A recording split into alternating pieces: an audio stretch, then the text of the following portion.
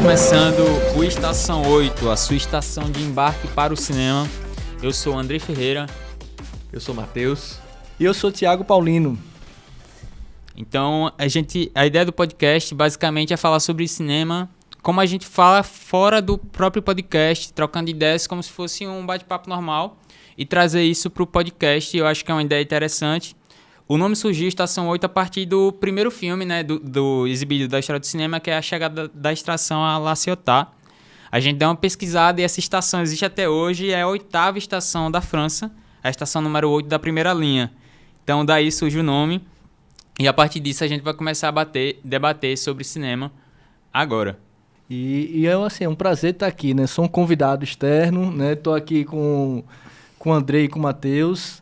E vai ser muito debate bom, né, André? Assim, acho que a história do cinema rende muito. O cinema é uma arte que forma concepções, que também dialoga com a sociedade direto, brinca, né? Ao mesmo tempo que entretém, também muda opinião, forma opinião também. Então vai ser muito bacana, muito massa esse podcast aí. Isso, e debater sobre filosofia, sociologia também, que são temas que a gente consegue debater com o cinema, trazer outras artes também, já que o cinema é a união de todas as outras 6 anteriores. Então vai ser muito interessante. E o nosso sistema do podcast sempre vai trazer uma pauta também da semana sobre alguma notícia interessante.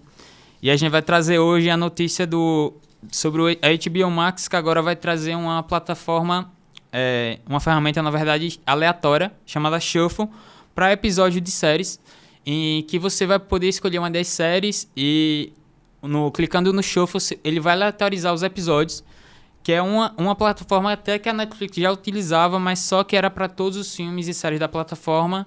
Caso você não tivesse tempo, que é aquele tempo que a gente fica meio confuso em escolher o filme, a plataforma já entregaria pra gente, né? Isso é interessante porque às vezes o cara tá cansado lá, né? Não tá sem muito... E às vezes eu passo muito tempo procurando filme, né? Eu acho que o algoritmo, claro que atrapalha um pouquinho a gente, né? Porque ele vai sempre colocar aquilo que a gente já curtiu, aquela tendência do que a gente viu, né? Eu não sei se esse shuffle vai ser meio que algo dentro do algoritmo do interesse da gente, né? Então acho que essa escolha aleatória tem que saber se é aleatória mesmo, tal, mas não deixa de ser um recurso que eles estão utilizando para deixar a pessoa mais ainda antenada e presa ali, né? Se a moda pega, todos os streams devem estar utilizando isso também, né? Nós sempre temos aquela dificuldade, né? Chegou, tá com a pessoa que a gente gosta, de repente, quer assistir alguma coisa. Então, não só a HBO, eu acredito que outras ferramentas vão ter esse tipo de perspectiva também, né?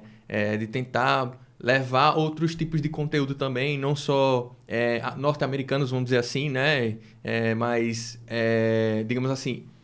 de outras escolas de cinema, outras escolas, né? Lógico, de outros né? países. Isso ia ser interessante, realmente. Sim. Né? Porque eu acho que uma questão do cinema também é você formar repertório, né? Ampliar o seu olhar. Porque às vezes o cara tá vendo muito filme de uma escola só, sei lá, de Hollywood e tal, mas ele quer... E quando assiste uma coisa diferente e se encanta também, já amplia mais o olhar, né? Se o Shuffle conseguir fazer isso, essa ferramenta conseguir isso, vai ser massa, entendeu? Agora, uma coisa que eu acho que devia ter um botãozinho bom também nas plataformas de streaming, devia ser um botão assim, desconnect, entendeu? Para ejetar o cara da plataforma, só que nunca vai rolar isso, né? Porque a gente fica tão preso, né, ao streaming, né? Principalmente as séries, né? Porque tem aquele ponto de virada forte no final do episódio, né? Então a gente fica ali, fica se retroalimentando um episódio atrás do outro. Tem hora que tem um botão para ejetar a cadeira do cara, porque nem aqueles kits de caça, sabe? Que você aperta e o cara sai do caça com paraquedas assim, né? Tem algo parecido hoje, né? Por exemplo, não é especificamente da HBO, mas a gente tem, por exemplo, a Netflix, ela, com determinado tempo, ela informa lá, você já está passando tanto tempo aqui, não é hora de descansar, já é alguma coisa, vamos dizer assim, sim, sabe? Sim, com certeza. E o Shuffle eu acho que é interessante porque ele traz uma coisa que a gente tinha na TV aberta, né? Que a gente assistia os filmes sem querer, mas a gente conhecia vários clássicos, vários filmes conhecidos, e o Shuffle tem isso, né? O do HBO, claro, que é para episódios. Caso a pessoa não tenha tempo, escolhe um episódio aleatório das séries, mas o da Netflix especificamente... então ele é só para episódios, né? Não é para filmes, não.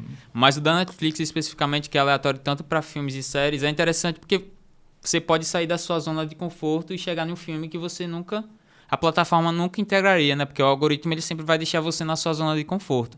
Isso é interessante pra gente conhecer clássicos, filmes de outros países que a gente nem imagina. Um dia desses eu tava clicando e apareceu um filme sul-coreano pra mim. Assim, do nada, assim. Eu não assisto filme sul-coreano na Netflix, então, tipo, é diferente. E às vezes a gente acha aí um filme que marcou uma geração, que é o tema do nosso podcast agora. E pra você, Thiago, aí o que é que faz um filme marcar uma geração? Rapaz, essa pergunta ela é uma pergunta não é simples de ser respondida, sabe? O filme que marca uma geração é um filme que, primeiramente, eu acho que pra mim me marca, entendeu? E geralmente assim ele tem uma força também, porque um filme ele não é só o filme em si, é o que há por trás da distribuição do filme, né? Então, geralmente, assim, sistemas bem organizados e cadeias produtivas como a cadeia americana, ela consegue distribuir o filme para muita gente. Então, marca-se muita gente, naturalmente, né? Muita gente consumindo, né? Mas eu acho que um filme que marca a geração é, antes de mais nada, um filme que consegue perpassar a zona do tempo também, sabe? Então, porque ele pode ter sido um sucesso muito grande de bilheteria, mas às vezes ele não dura muito tempo. E às vezes é as duas coisas, é um sucesso de bilheteria, mas durante muito tempo, né, marcou aí. Eu acho que é por aí, mais ou menos. Eu acho que tem que... Então, é um filme meio que, pra mim também seria meio que um filme, como você falou, que não envelhece assim, né? Ele, às vezes, é reflexo da sociedade da época, dos acontecimentos que eram importantes na época, mas, de alguma forma, ele mesmo se permanece atual de alguma forma, assim. E eu acho que é interessante. E, às vezes, ele pode até mudar a temática. Às vezes, a gente tem uma percepção totalmente diferente 20 anos depois, mas que ele mantém uma temática atual até o momento que a gente vive, assim. Eu acho que é importante. Eu fico pensando em relação a isso, assim, que eu acho que, além do tempo, eu acho que o filme, ele, como o Thiago falou, ele tem que tocar a gente primeiro. Então, o que é mais interessante, né, ainda que nós, seres humanos, somos totalmente diferentes uns dos outros, é que ele consegue nos unir, de certa forma, sabe? Ainda que a gente seja diferente. Então, por exemplo, temos diversos filmes aí que a gente poderia falar, né? E que a gente vai falar, logicamente, mas que, pô, o que é que torna esse filme... O que é que cria esse laço entre a gente, faz a gente discutir e tornar aquele grupo, vamos dizer assim, um mundo, né? Porque, de certa forma, a gente está falando de filme, algo globalizado. O que é que torna esse todo algo único e parecendo unicelular, vamos dizer assim, um único ser vivo, sabe? É isso que me passa na cabeça.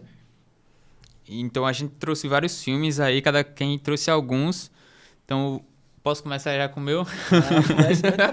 Você é o capitão da embarcação, cara. O primeiro que eu trouxe, na verdade, não é só filme, não é uma trilogia, que é a trilogia do Senhor dos Anéis. E, pra mim, é uma história que é de heróis improváveis, assim, né? Dos hobbits, mas, ao mesmo tempo, fala de pessoas que eu acho que rolam uma identificação em relação aos hobbits nesse filme específico. Eu acho que eles são atemporais, que eles vivem uma vida de um sonho que é de todo ser humano. Tá em contato com a natureza, trabalhar naquela natureza ali e, tipo, depois que trabalhar, sair pra beber com os amigos. Quem não quis morar no condado, né, cara? O condado é um lugar muito acolhedor, né? Aquelas casinhas ali. Sim. E tal, aquela vilazinha típica, sem trânsito, sem uma... A violência chega depois, né? Mas um condado é um lugar muito amigável mesmo. É o paraíso, né, assim, da Terra-média, basicamente, ali, que é o mundo que circula o filme. E pensando nos acontecimentos, assim, depois que eu parei pra pensar, assim, foi pouco tempo antes de vir um podcast, assim, pensando sobre o que fez esse filme ser marcado. E aí a gente lembra que em 2001 teve o 11 de setembro, né? E aí o filme chega 3 meses depois nos cinemas. O 11 de setembro acho que é um dos momentos mais marcantes da história da humanidade, assim. E foi um momento que... Pelo menos eu, como criança, me marcou muito porque a gente não só... Diferente, por exemplo, do que está acontecendo agora na guerra da Ucrânia, que a gente vê só o que as pessoas falam, mas o 11 de setembro a gente viu acontecendo ao vivo. E, tipo, era diferente. Eu lembro eu criança, eu vendo as pessoas se jogando do prédio do World Trade Center, pô. O 11 de setembro, ele foi um momento marcante mesmo, né? A gente, se a gente parar para olhar a nossa memória, a gente sempre vai lembrar onde estava no momento que viu isso, né? Eu estava numa redação jornalística, era estagiário do Jornal do Comércio, e na mesma hora todo mundo se mobilizando para tentar encontrar alguma informação, né? E eu acho que, assim, uma coisa que o Matheus falou que é interessante também, que é sobre a universalidade dos filmes, né? Então, tem certas coisas que são, apesar das diferenças culturais, né, diferenças religiosas, existem pontos universais, né? E o Senhor dos Anéis, ele chega nesse momento aí que ele trabalha muito bem, né, com uma estrutura narrativa universal, que é a jornada do herói, né? E essa jornada do herói ela é bem interessante porque ela tem várias etapas que a gente vê no filme, né? Que assim não foi o filme que inventou a jornada do herói. A jornada do herói é um compilamento de uma narrativa que várias pessoas foram pesquisando, né? E um mitologista bem famoso, que eu acho que Joseph Campbell, ele foi reunindo essas etapas, né? Que tem muito essa coisa de você sair da sua comunidade, né? E para enfrentar um desafio, né? Um desafio exterior, né? Você sai do conforto da sua zona e você vai por várias etapas, né? Encontrando, né? Então tem as etapas de transformação do herói, né? E tem as etapas também de encontrar um sábio, que é uma figura que tem várias lendas e várias, né? Que é o mago lá, né? É o Gandalf, no caso, né? Então acho que E tem a questão do... Eu tava pesquisando, né? E tem até uma fala do jornalista norte-americano que ele disse que Senhor dos Anéis e Harry Potter também, que foi lançado um pouco antes, né? Eram meio que uma luz, porque o filme ele trata desse debate entre o bem e o mal, né? Mas ele é uma luz para todos os humanos de que existe uma esperança no fim do túnel, né? A todo momento, né? E o Anel tem essa representatividade porque ele é um mal que está possuindo a galera, mas eles nunca deixam de ter esperança, a sociedade no caso, né? De alcançar o objetivo que é salvar todos os humanos. Tem a questão nas duas torres, que tem essa questão de quando eles estão atacando o Helm Deep, né? O Saruman vai atacar e chegam os elfos para dar aquele sentimento de esperança e reaviva nos guerreiros aquele negócio de que ainda tem chance deles vencerem aquela batalha, que eles estão em um menor número, estão acuados ali naquele desfiladeiro ali. É bem interessante essa questão do humano, assim, em Senhor dos Anéis. É verdade. Eu acho uma coisa muito interessante também, né? Especificamente de Tolkien, né? Que é o criador maravilhoso, que eu gosto muito também, que é a profundidade cultural, né? Que o próprio filme coloca, né? Que a gente, obviamente, né? Que ele coloca todo o embate, né? Ali entre os orcs, aí a gente vai ter os elfos, enfim, os humanos, né? E é muito interessante como entra muito... faz esse confronto com a nossa realidade, né? Das nossas diferenças, e que muitas vezes a gente coloca nosso ego, né? Sobre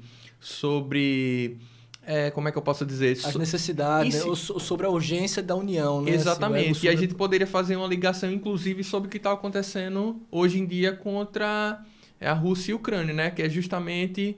Me ajuda aí, Andrei. Acho que o Rússia e a Ucrânia a gente vê muito a questão do poder, né, bélico, e também das nações tentando disputar esse poder econômico, né, e estratégico. Então, em vez de pensar, digamos que essa sanha pelo poder e pela dominação seria a representação talvez do nosso ego numa escala menor, né? Isso. E numa escala menor, assim, porque eu lembro, você falando, eu lembrei de uma cena, acho que não sei se é de um líder elfo, que ele estava resistente a entrar e fazer as alianças.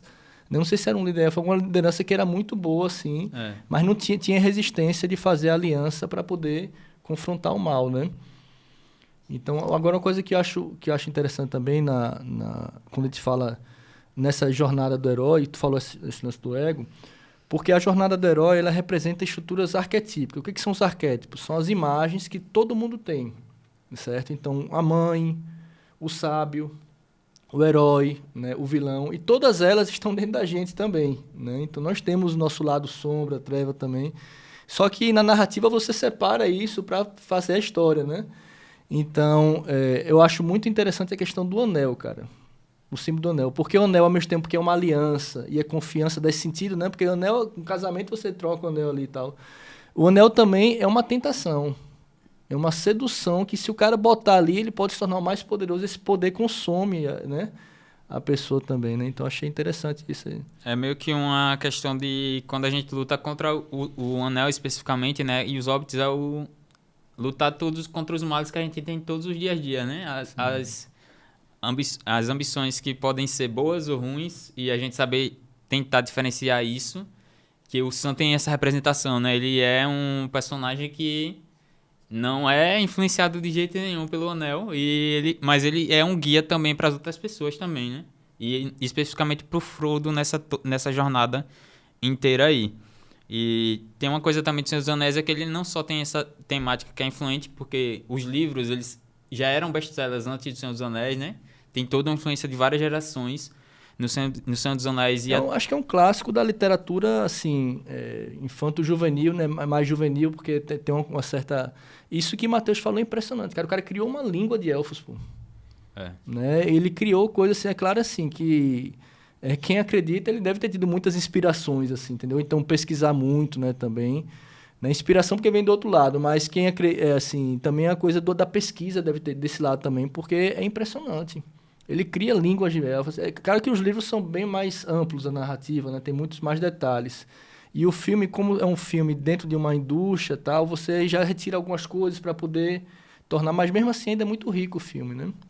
E ele não só marcou nessa questão da temática, mas ele marca nas heranças tecnológicas que ele deixa, né? A questão do motion capture, dos livros, tem a questão da tecnologia massive, que antigamente os efeitos especiais eram únicos, né? Você só movimentava um personagem. E a Weta, né? Que é a empresa que foi criada e que ficou famosa e até hoje é uma das principais do mundo, para esse filme ela criou uma tecnologia de que você pode movimentar todos os personagens ao mesmo tempo através de um algoritmo da inteligência artificial mesmo para esses personagens que estão no filme. Então o filme ele não é só uma herança de filosófica e sociológica, mas também uma herança tecnológica para o próprio cinema, né? Porque para executar ele, né, cara, deve ter tido muito... É que nem Star Wars, quando surgiu também, né, Star Wars, ele foi necessário criar tecnologia para poder viabilizar, né? Mesmo que a gente olhando as primeiras versões, a gente acha meio tosco, mas aquilo foi extremamente inovador na época, né?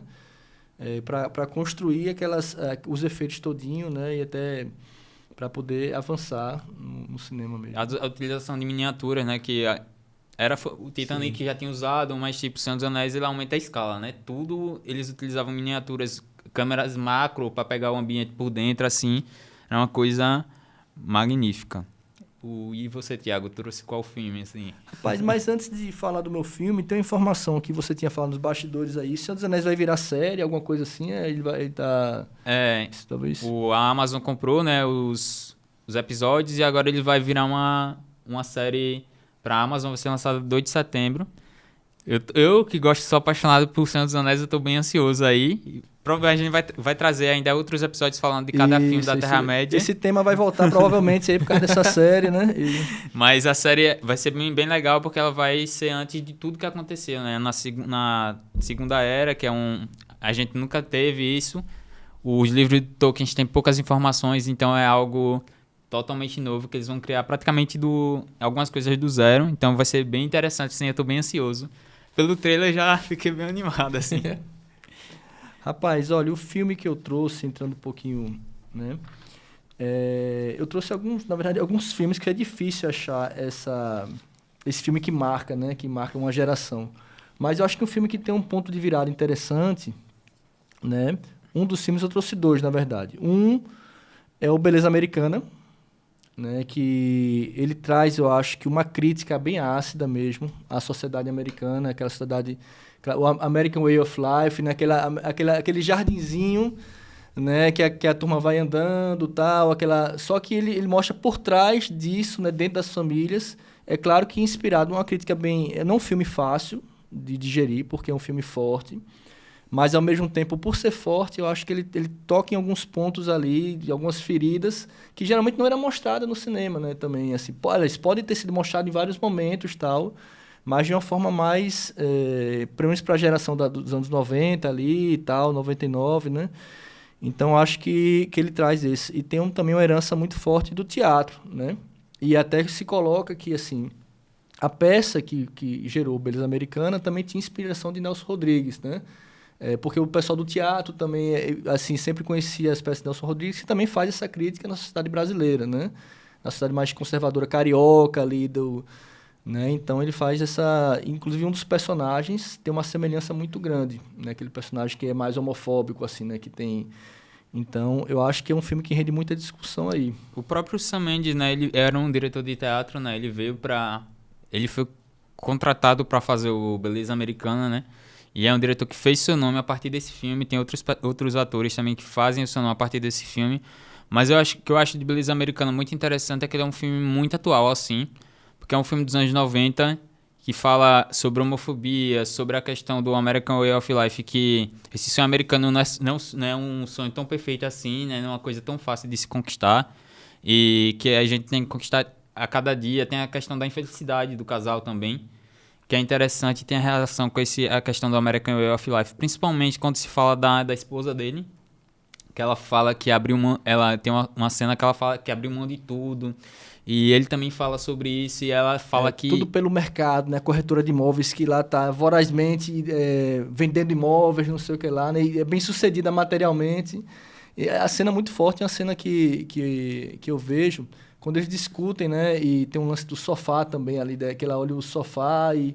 Né, que eles começam a aquecer a relação, mas eles não... Alerta de spoiler, aqui... tá, gente? Alerta de spoiler. Tem vários spoilers. Já que deu alerta de spoiler, eu vou falar de uma cena. Ela ela interfere no filme, mas não é tão forte assim. Mas achei lindíssima. Que é a cena do saco voando. Do saco plástico voando. Em que um dos personagens filma esse saco plástico. Assim, a poesia dessa cena, cara. E como ele narra isso também. Que é um cara esquisitão que não se enquadra, né, nessa sociedade ali. Então tem sempre as pessoas que não se enquadram Mas ao mesmo tempo ele tá na linha tênue, né? Sim. Ele é um cara bonito, o cara que chama a atenção das meninas e tal. Mas ao mesmo tempo ele é esquisito no jeito dele se portar, assim. O comportamento dele fisicamente não é, né? Por isso que até uma boa sacada isso que tu falou. Ele é um personagem muito dúbio, porque assim, fisicamente ele é bonitão, mas, né? Realmente... Acho que entra muito dentro da discussão que a gente tem hoje em dia em relação às tecnologias, né? Já levando para a parte do Instagram, por exemplo, que é essa busca da perfeição, da beleza, de você estar sempre em evidência, por exemplo, ou de você passar uma determinada riqueza. Não tem feiura no Instagram, não existe ninguém cara? feio, não existe ninguém pobre. A filha do protagonista, né? A filha do Kevin Spacey, ela tem isso, né? Começa o filme ela pesquisando sobre cirurgias para seios e tal. E ela não é uma menina feia, velho. É uma menina bonita. E que a indústria fez ela se achar que é feia. E ela tá juntando uma grana desde criança, né? Ela diz, eu tô juntando grana desde criança para fazer uma cirurgia nos seios e tal. Porque isso é muito forte, pô. Porque na cultura americana a questão dos seios, né? Volumosos e tal. E também da pressão. Mas porque nós somos 3 homens falando aqui. Mas a pressão que a mulher sente em relação à beleza é pancada, cara, assim. Porque é uma pressão social, entendeu? Então as mulheres sempre têm que estar assim, com unhas pintadas, tal, com batom no rosto. Um dia desse, minha filhinha veio pintar minha unha de brincadeira, sabe? Eu deixei, né? Disse, pinta aí e tal, né? Ela começou a pintar. Meu irmão, incomoda, velho. É uma camada grossa que fica na unha do cara, entendeu? As mulheres podem falar mais do que... Sabe? Então, depois eu fiquei pensando, como é que as mulheres, sabe, assim, se sentem, né? Assim, com essa... É claro que, assim, muitas já conseguem até lidam com isso mais, né? Mas essa pressão dessa adolescente, tentando se encaixar no mundo, se afirmar pela estética, né, do corpo, né? E aí quando o personagem... Mais spoilers, tá, gente? Quando Galera, mesmo com nossos spoilers, vale a pena ver o filme, viu?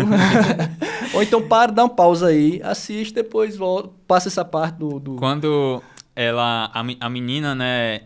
Ele filma ela, né? É uma coisa muito invasiva, assim. O cara ele filma mesmo a pessoa vendo, assim, e ela... Por fora, ela se sente meio... Trata ele... isso não tá certo, mas por dentro ela se sente meio porque pela primeira vez alguém tá dando atenção a ela, porque os pais não dão, né? Atenção a ela. E a questão também interessante, essa questão da temática da relação dos pais e dos filhos, por essa correria do sonho americano.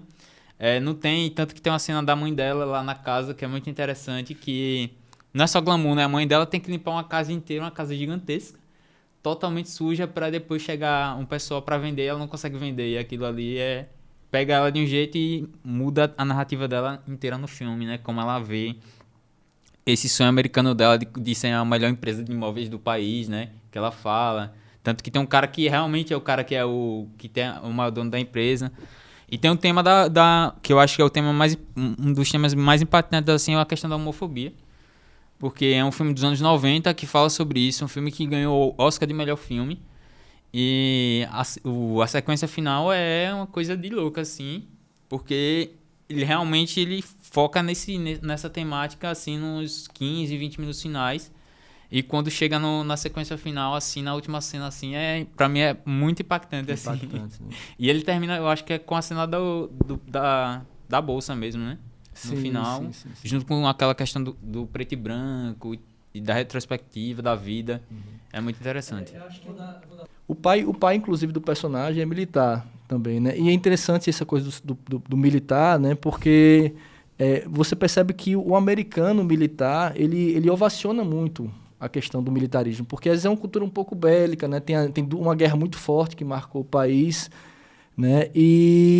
Esse personagem, se eu não me engano, algumas pessoas comparam um personagem de uma peça de Nelson Rodrigues também, que tinha o mesmo problema, era conservador, homofóbico, mas tinha essa coisa que a gente eu não vou dizer para não estragar muito o ponto de virada em relação a esse personagem, mas uma coisa interessante é isso, assim, que é um filme que incomoda, sabe? Porque ele toca nas feridas éticas, assim, morais, né? Então, para você digerir, tem que ter um pouco desse incômodo, né? Mas eu acredito que, assim, por fato de trazer essa crítica em um mundo que assim, nas telas são perfeitos, né, Matheus? Até hoje você colocou essa coisa do Instagram, das redes sociais, que todo mundo quer mostrar sempre o lado positivo, né? E não o lado falho da gente, né? Porque os heróis, né? O herói que está dentro da gente também cai, também falha, o herói imperfeito.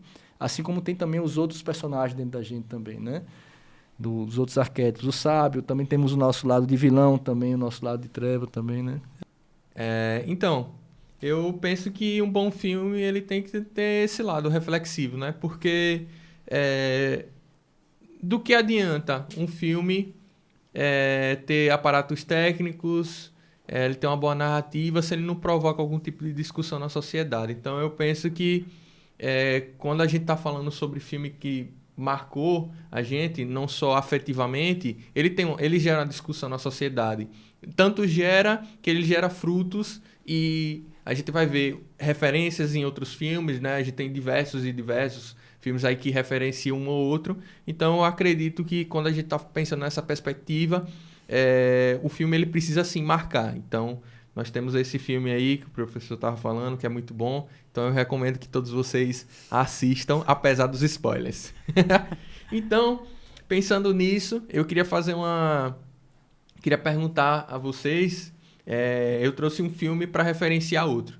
Eu trouxe o Parasita, especificamente porque eu acredito que o mercado sul-coreano ele tem tido um impacto muito grande na sociedade e eu vou deixar que vocês falem mais por que vocês acham que esse filme, né, logicamente, ele tem esse potencial de marcar uma sociedade, mas eu queria também fazer uma referência a respeito de Cidade de Deus, especificamente sobre esse filme. Por quê?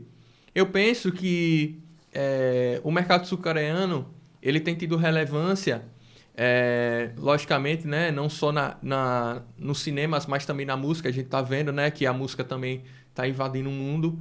E eu acredito que o mercado brasileiro, assim como o mercado sul-coreano, né, que até um tempo atrás não era tão conhecido assim, especificamente no mercado comercial, o nosso mercado brasileiro ele tem tido pouco a pouco essa relevância. Então, eu acredito que, assim como o mercado sul-coreano, a gente tem tido uma certa relevância. Talvez não tanto no mercado comercial, mas eu acredito que a gente está seguindo os mesmos passos, sabe? E até complementando o que você disse, Matheus, rapidinho, a grana e o investimento que o governo sul-coreano tem colocado na cultura, ela é assustadora. Assim, é assustadora para a gente, né? Assim, é extremamente positiva. É muito dinheiro, é muito dinheiro. Então, assim, o K-pop, né? Eles têm escolas de formação de músicos, escolas de formação de mercado, assim, é um negócio muito... Eles investem muito. E, assim, esse retorno não é por acaso, não, sabe? É muito investimento. E a gente, às vezes, eu tenho essa impressão que a indústria brasileira se destaca um pouquinho e recua, entendeu? Justamente porque não tem esse investimento contínuo mesmo, né? Mas você falou, Cidade de Deus ter destaque, por exemplo, o próprio o Som ao Redor, quando ele teve um destaque também internacional, né? Fazendo uma ponte entre uma crítica da classe média com beleza americana e o Som ao Redor do Kleber Mendonça também faz essa crítica à classe média assim, recifense e tal, né?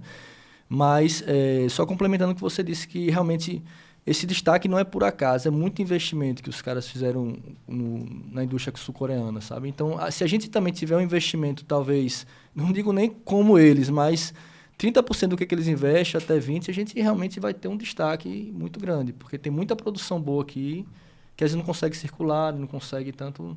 Eu acho importante a narrativa, né? Falando mais especificamente sobre o filme, é que ele coloca justamente a discussão cultural do próprio país, né? Essas diferenças, né? que a gente vai ter, logicamente, mas também a questão do abandono, né? A vida das pessoas e como as pessoas hoje em dia estão sendo colocadas em diversas situações de miséria, vamos dizer assim. Então, eu acredito que esse filme, assim como a gente estava falando, né? O que é que marca, por que um filme marca, né? E eu acho que esse filme ele vai render muitos frutos, não só para a própria sociedade sul-coreana, mas também para o mundo, né? Mostrar que sim, a gente precisa mostrar qual é a realidade daquele país e tá o tempo todo fomentando, né? O mercado regional, vamos dizer assim. O interessante que você citou Cidade de Deus, né? E tem uma temática parecida um pouco com Parasita na questão social que ele fala, né? De todo o atingimento. E o interessante de Cidade de Deus é que ele é um filme que realmente marcou uma geração e que foi o primeiro filme estrangeiro que recebeu muitas indicações, além depois da Vida é Bela, né? Que a Vida é Bela ganhou vários Oscars também. Mas que tem uma história interessante, é que quando Cidade de Deus ele foi exibido nas salas de exibições para os votantes do Oscar para a categoria estrangeira, ele foi o primeiro filme aos votantes saírem da sala, porque eles achavam o filme muito violento. E aí Cidade de Deus não foi nem pré-indicado, nem indicado ao filme. E começou um movimento para mostrar... O Cidade de Deus participou de uma prévia, né? Ele não chegou a ser indicado. Porque para você ser indicado a filme estrangeiro, você exibe para os votantes o filme, né? Sim, entendi. E na sala de exibição para os votantes tem uma história que diz que alguns votantes se levantaram e saíram da sala dizendo que o filme era muito violento, que aquilo não cabia a ser exibido e a ser indicado ao Oscar. E aí teve um debate na sala, e isso nunca tinha acontecido e nunca aconteceu até hoje, só com Cidade de Deus, porque o filme era violento e tal. E um ano depois, Cidade de Deus, ele consegue 4 indicações ao Oscar e uma indicação de melhor filme. Então, para você ver como de um ano pro outro a cabeça das pessoas mudam, né? E como esse filme fez uma mudança até na categoria de filme estrangeiro, porque depois do que aconteceu com Cidade de Deus, em que as pessoas nem terminaram de assistir o filme para saber se realmente o filme era bom, isso mudou, e essas mudanças... Tanto dá pra gente fazer um podcast sobre isso depois, rapaz, muito interessante, eu não sabia dessa informação. As mudanças que a academia fez para criar uma categoria de pré-lista, né? Porque até hoje a categoria de filme estrangeiro ainda é difícil de se lidar, porque você só precisa assistir 12 dos 93 filmes para você realmente ter seu voto válido. Então você não precisa assistir todos os filmes, que é uma loucura. Você só precisa assistir todos. Fica filmes de fora, né, cara? E aí, depois de Cidade de Deus, cria essa questão da pré-lista. E aí é uma facilidade até para todo mundo, na pré-lista todo mundo tem que assistir todos os filmes da pré-lista para votar, né? E isso leva ao Parasita vencer o Oscar. E aí a gente pode até criar um tema sobre isso. Agora, essa pré-lista, ao mesmo tempo que tem a logística, ela também é injusta, porque o cara não vai ver filme, né? Por exemplo, ele se vê uma quantidade X de filme, tem filmes que ele não vai ver, né? Isso... os filmes com mais dinheiro faz a pessoa assistir. Os com menos dinheiro, sim, as pessoas não assistem. Isso é... Agora, eu acho que o Oscar já está... Assim, eu posso ser cruel em dizer isso, sou polemista, mas o Oscar me parece que é uma cerimônia que não está muito em ascendência, não. Sabe? Tem uma importância cultural, a gente sempre fala, assim, várias pessoas falam do Oscar, mas parece assim, que a academia está perdendo um pouco... Assim, é uma visão muito de leigo, viu, pessoal? Assim, que eu acho que o Oscar, ele não tem a mesma força que ele já teve, sabe? Né? E que, assim, tem muitos outros festivais acontecendo, né? Eu não seria responsável de dizer que ele está em decadência, sabe? Porque realmente não tenho dados empíricos para falar, mas eu acho que tem muita coisa acontecendo, mas assim, ele tem ainda, claro, uma força cultural inegável, mas eu acho que essa coisa, eu acredito que é muito importante também esse ponto que Matheus trouxe da questão da crítica que o Parasita faz e da crítica que o Cidade de Deus faz, né? São críticas diferentes, mas ela pega um pouco a questão social, pega bastante a questão social, né? Mas Cidade de Deus é inspirado no livro de Paulo Lins, né? Que é um livro, inclusive, mais forte do que o filme. Tem trechos ali que não entraram no filme, que são muito fortes. Sim. Eu li o livro... E eu lembro que quando eu li o livro, quando estava estudando jornalismo ainda, e esse livro tem um trecho que eu parei de ler assim, rapaz, né? Que realidade pancada é essa. Né? E para mim, a cena de abertura, cara... Da galinha, né? Aquele roteiro de abertura... da galinha, da fuga da galinha e aquele ritmo é fantástico, assim, é uma obra-prima. Aquela abertura de Cidade de Deus, eu acho uma senhora abertura, assim, né? E até alguns críticos compararam a galinha, ao mesmo tempo, com o personagem principal, né? Assim, a necessidade de correr pela vida, né? Então, é uma crítica bem interessante, que o diretor depois nem tinha pensado nisso, mas eu acho muito primorosa, porque tem o ritmo do samba ali, né? Tem a faca molando, né? Então tem ritmo e ele dá um flashback ali do tempo, né? Ao mesmo tempo para naquele momento no ponto de virada ali. Então é uma senhora abertura de tirar o fôlego mesmo, né? E o Cidade de Deus tem essa questão que ele realmente impacta, né? Pra gente que é brasileiro, a gente entende a realidade, mas a gente vê a reação dos estrangeiros assim, uma realidade que eles têm a visão do Brasil que não é aquela. E o Brasil verdadeiro é aquilo ali. Uma boa parte do Brasil verdadeiro é aquele que Cidade de Deus exibe e realmente impacta, e é realmente um dos melhores. Sem ver a lista aí, assim, sempre tá entre os 200 melhores filmes de todos os tempos, por aí. É um filme que o Fernando Meirelles conseguiu marcar mesmo, quando o Scorsese bota lá nos filmes favoritos da vida dele. É um filme que marca realmente. E aí tem o Parasita, que é com o Bong Joon-ho, né? Que é um filme marcante para o cinema sul-coreano. O cinema sul-coreano ele já tem outros filmes famosos. Tem o Old Boy, que o cinema norte-americano faz um remake e as pessoas já conheciam o Old Boy, o que é muito diferente, por exemplo, do que acontece com outros filmes, que eles fazem um remake e as pessoas não conhecem o original. E Old Boy é um filme que marcou uma geração também, assim, do cinema sul-coreano, mas o Parasita... Eu acho que ele é o filme de virada, assim como o grupo BTS e o Blackpink é pra música sul-coreana, assim, para as pessoas conhecerem. Certeza. Aí o Parasita marca esse momento assim e ele faz as pessoas que não só conhecem aquele nicho asiático, porque tinham realmente pessoas no Ocidente que já conheciam o cinema sul-coreano, mas o público em geral ter acesso a esse cinema a partir de Parasita. Quando ele vence o Oscar, chama a atenção das pessoas sobre o primeiro filme de língua estrangeira que vence o Oscar assim, e o Bong Joon-ho consegue marcar, né? Ele já era um diretor conhecido no cinema norte-americano, ele já tinha feito Expresso da Manhã, Orchid, que são 2 filmes feitos no próprio Estados Unidos, e ele marca o Parasita por essa... É do porco, aquele... eu achei massa esse filme, muito bom, muito bom. E ele marca esse filme com uma temática que é universal, né? Não é uma temática da Coreia do Sul, é uma temática que existe em todos os países do mundo, uma temática que tem as pessoas que estão no topo da cadeia, né? E as pessoas que estão abaixo da cadeia. Então, todo mundo se identifica com essa temática. E, às vezes, tem as pessoas que estão no meio também, né? Incomoda porque a desigualdade sempre é uma coisa agressiva, assim, né? Assim, desigualdade social, assim, gritante, né? E que é uma crítica ao sistema que a gente vive atualmente, né? Que precisa mudar isso de alguma forma, precisa criar pontes, né? Que precisa criar caminhos para que essa ponte se... Mas, Matheus, me diga lá o que esse filme mexeu com você, cara, mesmo, o Parasita aí, o que você achou... Assim, eu poderia muito fazer um comparativo, né, em relação à Cidade de Deus também, sobre esse filme, mas me chocou muito sobre realmente essa desigualdade, né, de como...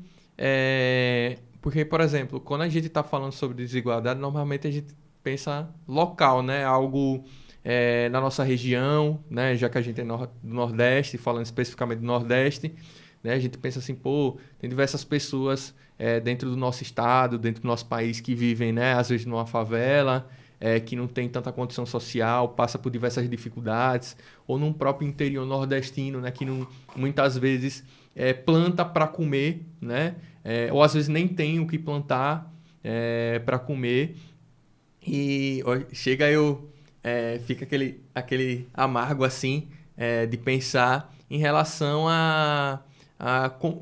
o que é viver dentro de um ambiente extremamente fechado, né, embaixo de uma sociedade. Então a gente pode fazer assim um comparativo em relação a quem está em cima, quem está embaixo também. Porque ele usa muito essa linguagem simbólica, né, cara?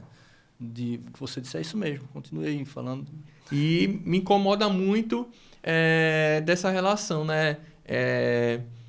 Do quão é difícil você ter uma ascensão na sociedade, né? Que é justamente existe esse diálogo, um pouco desse diálogo dentro do próprio filme, quando você não tem nada, né?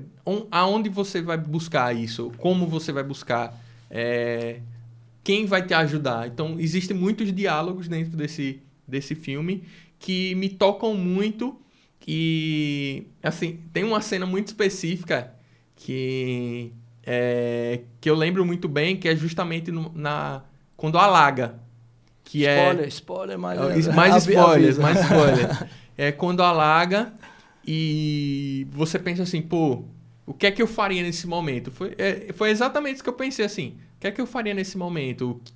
Até que ponto o ser humano precisa enfrentar, onde é que ele vai chegar? É tão difícil, né, a gente se colocar nessa situação, porque inevitavelmente, né, Matheus, a gente se coloca no lugar do personagem, né? Essa é a força do cinema. A gente sempre se identifica, né? E são isso que vocês perguntam, milhares se perguntaram também, né? Exatamente. E você, André? A temática universal também reforça isso, né? Da questão da empatia, da gente se colocar no lugar desse personagem. Eu acho que é a cena que mais impacta, porque depois tem um diálogo, porque tem a questão de que a gente vive também na nossa bolha, né? A gente vive no nosso mundo, a gente acha que a gente realmente conhece o mundo das outras pessoas, mas na verdade a gente não conhece. E Parasita mostra isso, né? A questão dos patrões dele acharem, teve a chuva e tal, e ela tava tranquila, e ele fica putaço quando ela faz um comentário lá, né? Porque ele sofreu pra caramba na noite anterior, mas como ela não sofreu e ela só viu o jornal, essas coisas, ela acha que ela conhece o mundo, mas ela realmente não conhece. Ela só vai conhecer se ela viver ou se ela vivenciar uma história, que nem a gente tá vivenciando a história daquela família ali do Parasita, né? Que é uma história realmente que a gente se identifica, que gera empatia, e é um filme que daqui a, acho que 20, 30 anos as pessoas vão estar discutindo sobre ele, porque é uma temática que, se o sistema, como o Thiago Paulino, não mudar, vai continuar atual até 30 anos pra frente. A riqueza desse tipo de filme está no conflito, né? Como o conflito é construído em vários momentos e como se amplia esse conflito. Porque existe ainda um agravante na realidade sul-coreana, que é a proximidade da guerra com outro país vizinho, né? Tem Coreia do Norte e Coreia do Sul, então tem essa coisa. Por exemplo, eu não vou dizer em que momento aparece no filme, mas aparece no filme um bunker, né? Então, isso já é uma linguagem simbólica do que nós guardamos nos nossos porões da sociedade. O que a gente guarda no sótão, né? O porão é aquilo que a gente está lá, entendeu? Aprisionado, né? Submerso. Então, na nossa sociedade brasileira, por exemplo, o coreano que vê esse filme tem outras referências que a gente não tem. Mas a gente do lado de cá, do Brasil, vendo esse filme, a gente pode refletir, por exemplo, o que da nossa sociedade, da nossa história, a gente quer esconder e não resolver. Por exemplo, nossa herança de reparação afro, por exemplo, né? Dos povos indígenas, tudo são heranças que a gente precisa reparar, né? Então, acho que a sétima arte, a beleza, está justamente quando instiga essas questões, né? Você tem, por exemplo, o som ao redor, né? Esse de Kleber, ele trabalha muito, por exemplo, aquela cena do Bacurau, trazendo um outro filme aqui, que eu acho que é um destaque brasileiro, né? Que já se falou-se muito, mas por que eles se protegem na escola, os personagens, quando eles metralham ali, né? Porque ele queria dar sentido que a educação é uma forma de proteção também. A educação, você está ali, é onde eles conseguem reagir, inclusive. Eles abrem as janelas. Então, Cada símbolo desse é pensado pelo roteirista, não é por acaso não, cara. O olhar como um personagem direciona outro. E Bacurau tem isso, né, que você falou de guardar no porão e no sótão, tem a questão do museu, Sim, sim. de Bacurau, Que é a memória, né? que é a memória do local tá ali, né, um povoado que tá afastado da cidade, tá realmente escondido, tanto que eles falam que não acharam um Bacurau no mapa e eles vão o pessoal do povoado vai procurar Bacurau no mapa, a gente quer achar o nosso local, que realmente fica escondido ali, mas é um local que tem muita história pra contar e pra falar pras pessoas, e as pessoas não conhecem aquele local ali, que tem uma história. A primeira cena de forte, né, Matheus? Desculpa, continua aí. Mas assim, te interrompi já, então a primeira cena de forte é quando o professor tenta mostrar pra turma Bacurau e não encontra no mapa. Isso é pancada, pô. Se tirar do mapa uma cidade, e que é muitas realidades, muitos povoados, né? Por exemplo, Itabaiana, Sergipe. Sergipe tem muitos povoados em vários municípios, até a periferia de Aracaju, que parece que não tem no mapa. Do cidadão, das pessoas que circulam na cidade e até do poder público também, né? Sim, então, com certeza. Fui até fazer, só pegando um adendo, só pra falar disso, eu fui fazer um documentário, né? Num povoado de Frei Paulo, que eu não conhecia, era um povoado quilombola que tem uma história, assim, riquíssima.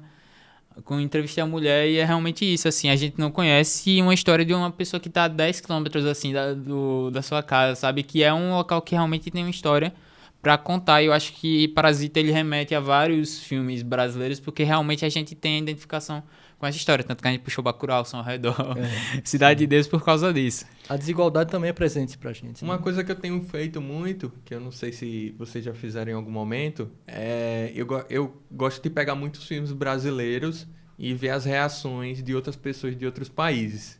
Porque quando a gente tá falando do filme, né, e eu acho que toca muito no que o professor falou, que a gente tem uma perspectiva. Nós brasileiros temos uma perspectiva do filme, né, especificamente. Mas quando a gente vai ver uma outra pessoa em um outro contexto social, né, de um outro país, e vai assistir um filme brasileiro, por exemplo, que eu estava vendo esses dias de Cidade de Deus, diversos YouTubers, por exemplo, assistindo, e as duas cenas específicas que para eles são, tipo assim, gente, isso aqui é um absurdo, que é a cena final das crianças atirando no... Spoiler, né? Eu acredito que não é spoiler, mas spoiler, né? Que é a das crianças atirando no Zé Pequeno, né? E uma criança atirando no pé de outra criança. Muito acho forte. que foi talvez essa cena que deu a provocação no Oscar, lá, né? Assim, possivelmente essa cena que realmente, mesmo para quem conhece a realidade, é muito forte, né? E se a gente for pensar, por exemplo, tentar tirar o contexto, né, do Brasil e fomos levar para um outro ambiente, chega a ser mentira, de certa forma. Tipo, surreal, né? É surreal, sabe? Tipo, não faz sentido isso acontecer, mas a gente sabe que no Brasil diversas crianças estão dentro desse contexto e que não é algo simples de lidar e nem fácil, né, de digerir, vamos dizer assim. Sim, com certeza. Então, gente, a gente vai encerrar aqui o podcast. Foi um prazer, Thiago, ter você aqui como convidado. Prazer foi meu bater um papo sobre cinema. Eu aprendi muito também, é sempre bom a gente conversar, né?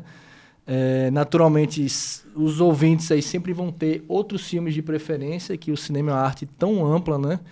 E vai dizer assim, a gente não tem como não cometer injustiça nesse sentido, porque assim, a obra só se fecha com o olhar do outro, né? Então é muito bacana participar, né? E a gente conversar sobre essa paixão que é cinema, né? Que é a sétima arte, né? E que vida longa ao Estação 8 também. Nós gostaríamos de agradecer a você, ouvinte, que está nos ouvindo, né? A gente fica muito contente, né? E eu e Andrei, professor aqui, Thiago Paulino, estaremos sempre aí disponíveis. Sempre que vocês quiserem mandar-nos mensagem, estaremos por aí. Aproveitando as mensagens, se vocês tiverem dicas de filmes que vocês queiram ouvir aqui, temas também, podem mandar mensagem pra gente, tanto no Instagram. E a gente vai também deixar um WhatsApp aí para vocês enviarem mensagem sobre temas que vocês querem ouvir. Podem também mandar mensagem em áudio também sobre algum filme que vocês acham que marcaram também vocês ou uma geração. A gente pode trazer nenhum dos próximos episódios aí. Então, galera, acompanha a gente nas redes sociais. A gente vai estar exibindo também um vídeo no YouTube também. Se você tiver alguma ideia de tema, como eu falei, filma o tema. Você pode enviar pra gente que a gente vai analisar e pode ser que a gente traga também a sua ideia aí pro nosso podcast. É isso, muito obrigado. Acompanha a gente nas redes sociais e até a próxima.